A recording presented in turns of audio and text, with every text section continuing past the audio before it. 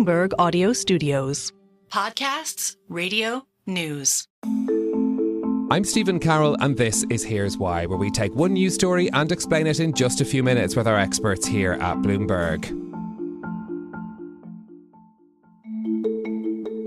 Our objective was the destruction of Iran's nuclear enrichment capacity and a stop to the nuclear threat posed by the world's number one state sponsor of terror.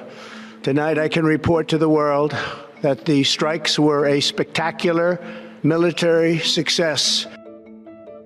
It was an unprecedented series of strikes against Iran's nuclear ambitions. The United States targeted facilities at Fordow, Natanz and Isfahan in a 37-hour operation that included 125 aircraft, submarine-launched Tomahawk missiles and 14,000-kilogram bombs. While the effectiveness of those strikes is still being assessed, they've compounded another problem. The UN's nuclear inspectors don't know where Iran's highly enriched uranium is now.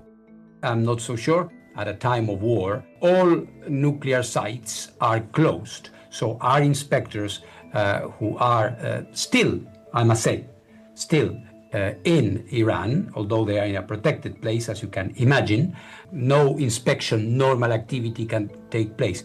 That's the head of the International Atomic Energy Agency, Rafael Mariano Grossi. So here's why Iran's unaccounted for uranium worries experts. Jonathan Tirone, who covers nuclear diplomacy for Bloomberg, joins me now for more. Jonathan, first of all, how much uranium does Iran have and how dangerous is it? Iran has various stockpiles. The most concerning is the 409 kilograms of highly enriched uranium.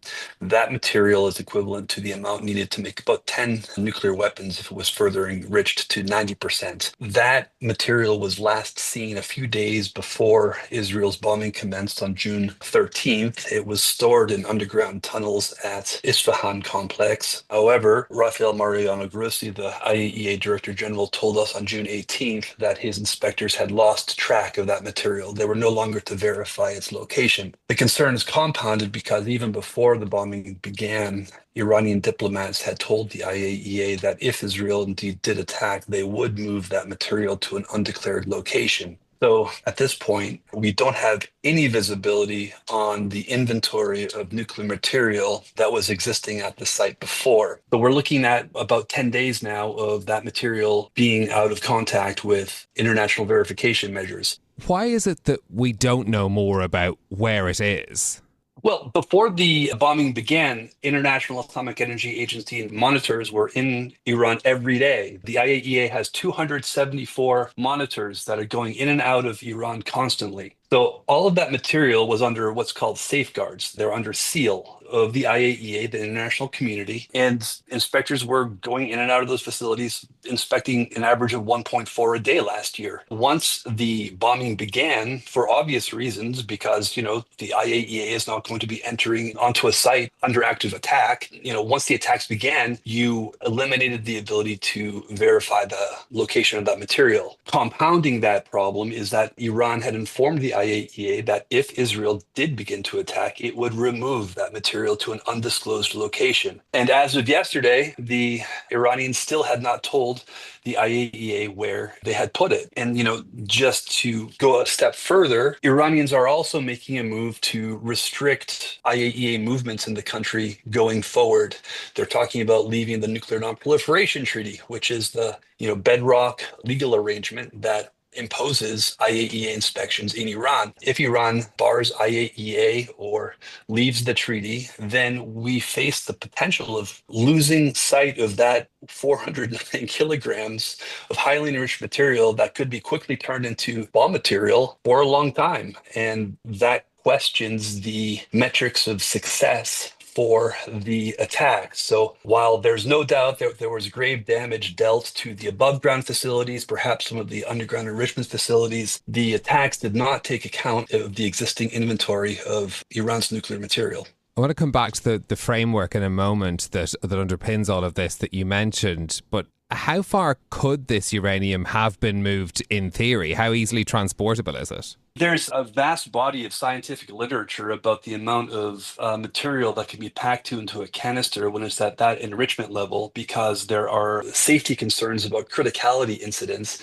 Basically, that material is limited to a canister about the size of a scuba tank that can carry about 25 kilograms of this highly enriched uranium. That means, for all practical purposes, an individual or a small vehicle could, carry that out and spirit it away to an undisclosed location. The handling requirements of enriched uranium are not that complicated. It's only after the fuel has been irradiated inside of a reactor or in a bomb that you're facing a real radiological risk. So this is not a complicated task to bring those canisters out and put them into a place that has not been declared.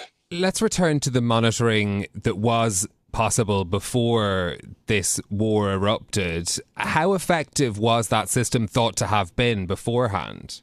There was never a dispute about the declared nuclear material in Iran. The IAEA has been keeping track to gram levels of this vast volume of enriched material that Iran has. And let's not forget, it's not just the 409 kilograms of highly enriched uranium. They also have thousands of kilograms of lower enriched uranium. So that was never the dispute. What was the dispute, and the reason that Iran on June 12th was found in non-compliance of its safeguards agreements, was because the agency had detected trace elements of uranium at several locations that had not been declared. Now, these trace isotopes that were detected were decades of years old. I mean, they go back to the early 2000s. So this was not a smoking gun, so to speak, but the standards of verification are so high at the IAEA, not just in Iran, but in every country, that any anomaly prompts an investigation. And the Iranians were not cooperating in this investigation. The Iranians considered that their cooperation leading into the 2015 nuclear agreement that the US left in 2018 had sufficed, that it was under no obligation to continue cooperating in these old investigations, and they were basically stonewalling the IAEA, which then resulted earlier this month in this finding of noncompliance. But in terms of the actual enriched uranium, we've always had a good bead on what that inventory actually looks like. Okay, well then I suppose, what does the future of the Nuclear Non-Proliferation Treaty, the structure that underpins all of this inspection system, what does the future of that framework look like now? Well, that's the good question. And frankly, IAEA Director General Rafael Mariano Grossi has been warning about this for months, because it's been a slow motion train wreck in the eyes of people who are paying close attention to this. The Iranians have been warning, for at least the last year, that if this escalates diplomatically, never mind militarily, they were prepared to trigger their so-called Article 10 rights under the NPT. That would give the IAEA a 3-month notice that they were going to be withdrawing from that treaty. If they withdraw, that essentially ends IAEA inspections. And that is a massively escalatory move in light of the conflict we've just witnessed.